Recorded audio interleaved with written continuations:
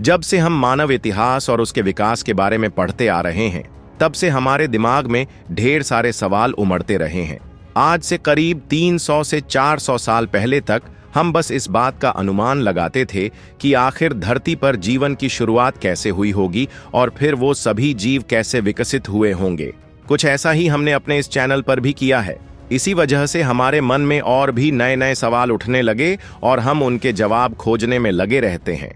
इसी तरह एक दिन जब मैं इंसानी इतिहास और विकास के बारे में सोच रहा था, तो मेरे दिमाग में यह ख्याल आया कि आखिर आज से करोड़ों साल पहले धरती पर रहने वाले जानवरों का कद इतना बड़ा क्यों होता था और आज के समय में जानवर इतने छोटे क्यों हो गए हैं। यही नहीं, मेरे मन में यह सवाल भी आया कि अगर हमारे पूर्वज 5 मिलियन साल पहले तक मांसाहारी जीवन पर निर्भर थे, तो आखिर ऐसा क्या हुआ कि उन्होंने शाकाहारी जीवन अपनाने की जरूरत महसूस की।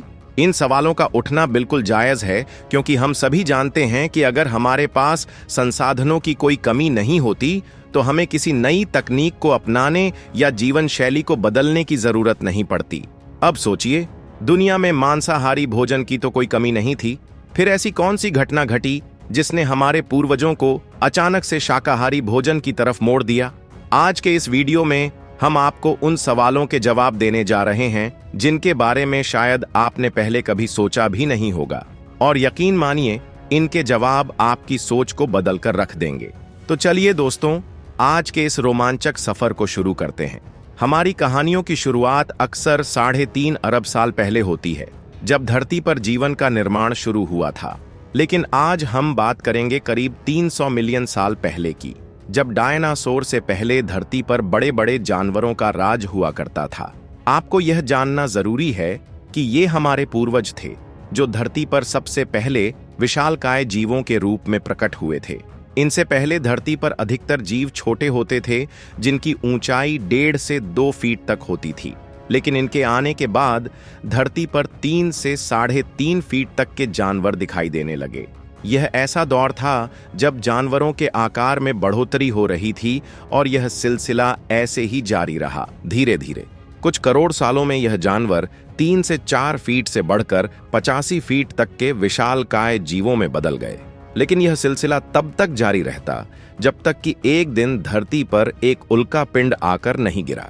इस उल्का पिंड ने करोड़ों साल की जैविक मेहनत को पल भर में मिट्टी में मिला दिया। इसका नतीजा यह हुआ कि धरती पर लंबा शीतकाल आ गया और डायनासोर जैसे जीव पूरी तरह से खत्म हो गए। यह वह पल था जब धरती पर जीवन का अंत भी हो सकता था, लेकिन हम बहुत किस्मत वाले थे कि जीवन को दोबारा मौका मिला। हालांकि जीवन को वापस अपने पैर जमाने में करोड़ों साल लग गए। धीरे धीरे धरती पर छोटे छोटे जीव पनपने लगे। कुछ विशालकाय जानवर जैसे मैमथ और सैबर टूथ टाइगर भी इंसानों के सामने प्रकट हुए। लेकिन फिर सवाल यह उठता है कि अगर उस समय जानवर इतने बड़े थे, तो आज के समय में जानवरों का आकार इतना छोटा क्यों हो गया। जब हमने इस बारे में गहराई से रिसर्च की, तो हमें पता चला कि तेल अवीव यूनिवर्सिटी में इस पर शोध हो चुका है और उनके नतीजे काफी विश्वसनीय हैं। पहले के दौर में जानवर अपने हिसाब से जीवन जिया करते थे। खासकर शाकाहारी जीव पेड़ पौधों पर ही निर्भर रहते थे, और मांसाहारी जीव भी सीमित मात्रा में शिकार किया करते थे।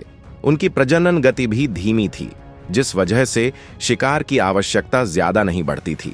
लेकिन यह सब बदल गया जब धरती पर करीब 1.5 मिलियन साल पहले शुरुआती होमिनिड प्राचीन मानव आए।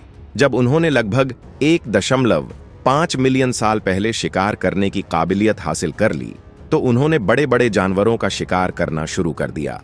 हमारे पूर्वजों के ऐसा करने के पीछे कुछ खास वजहें थीं। पहली वजह यह थी कि उनके पास ऐसे हथियार थे जिनसे वे बड़े जानवरों का आसानी से शिकार कर सकते थे। दूसरी बात यह थी कि बार बार छोटे जानवरों का शिकार करने के बजाय बड़े जानवरों का शिकार करना ज्यादा फायदेमंद था, क्योंकि इससे उन्हें ज्यादा मांस मिलता था और उन्हें अपनी बाकी जरूरतों के लिए भी समय मिल जाता था। लेकिन इससे जानवरों की संख्या तेजी से कम होने लगी। पहले के समय में जब इंसान नहीं थे, तो सभी जीव जंतु अपने अपने हिसाब से धरती पर जीवन जीते थे। इससे धरती पर कभी असंतुलन नहीं आया। लेकिन इंसानों ने अपनी जनसंख्या तेजी से बढ़ाई, जिसकी वजह से खाने की खपत भी बढ़ी। अब ज्यादा खाने का मतलब था ज्यादा शिकार करना। धीरे धीरे इंसानों ने इतने बड़े बड़े जानवरों का शिकार किया कि उनकी जनसंख्या घटने लगी और एक वक्त ऐसा आया जब ये विशालकाय जीव पूरी तरह से विलुप्त हो गए। जब इन जानवरों की संख्या में कमी आई तो इंसानों के पास खाने के लिए कम विकल्प बचे। इससे इंसानों के पोषण में भी कमी आई, जिसका असर जानवरों पर भी पड़ा। यही वजह है कि जो जानवर पहले बहुत बड़े होते थे उनका आकार धीरे धीरे छोटा हो गया। उदाहरण के लिए आज के शेरों के बारे में माना जाता है कि वे पहले के समय में 2 से 3 फीट लंबे हुआ करते थे, लेकिन पोषण की कमी के कारण उनका आकार धीरे धीरे घटता गया और आज के शेर छोटे हो गए हैं। इंसानों को भी इस दौर में काफी संघर्ष करना पड़ा होगा। एक समय ऐसा भी आया होगा जब उनके आसपास के सारे जीव खत्म हो रहे थे। यह वह समय था जब पूरी मानव सभ्यता भूखमरी के कगार पर थी। लेकिन जैसा कि कहते हैं, आवश्यकता ही आविष्कार की जननी है। इंसानों के साथ भी कुछ ऐसा ही हुआ। जब हमारे पूर्वजों ने देखा कि केवल मांस खाने के भरोसे उनका जीवन चलाना संभव नहीं है, तो मजबूरी में ही सही, लेकिन उन्होंने एक नया तरीका खोज निकाला और उस तरीके का नाम था खेती।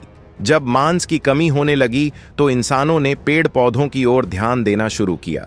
शुरुआत में उन्होंने जंगलों में पहले से उगे हुए फलों को खाया होगा, लेकिन जल्द ही उन्हें इस बात का एहसास हुआ कि वे इन फलों को स्थायी भोजन के रूप में इस्तेमाल कर सकते हैं। इस तरह खेती की शुरुआत हुई और लोग शाकाहारी जीवन जीने लगे। धीरे धीरे खेती का यह तरीका इंसानों की आदत बन गया और एक नई सभ्यता का निर्माण हुआ। अब दुनिया भर में खेती एक जरूरी हिस्सा बन चुकी है और लाखों किसान अपनी जीविका इसी पर चलाते हैं। तो दोस्तों, यह थी आज की कहानी कि कैसे इंसानों ने अपने पूर्वजों की आदतों को बदलकर एक नई सभ्यता का निर्माण किया। अगर यह वीडियो आपको पसंद आया और आप इसका अगला हिस्सा देखना चाहते हैं तो कमेंट में पार्ट 2 जरूर लिखें। और अगर आपको कुछ नया जानने या सीखने को मिला तो प्लीज इस वीडियो को लाइक करें और अपने दोस्तों और परिवार के साथ शेयर करें। अगर आप इस चैनल पर नए हैं तो चैनल को सब्सक्राइब करके बेल नोटिफिकेशन जरूर ऑन करें ताकि हमारे आने वाले वीडियो के नोटिफिकेशन आपको मिल सकें। तब तक के लिए धन्यवाद।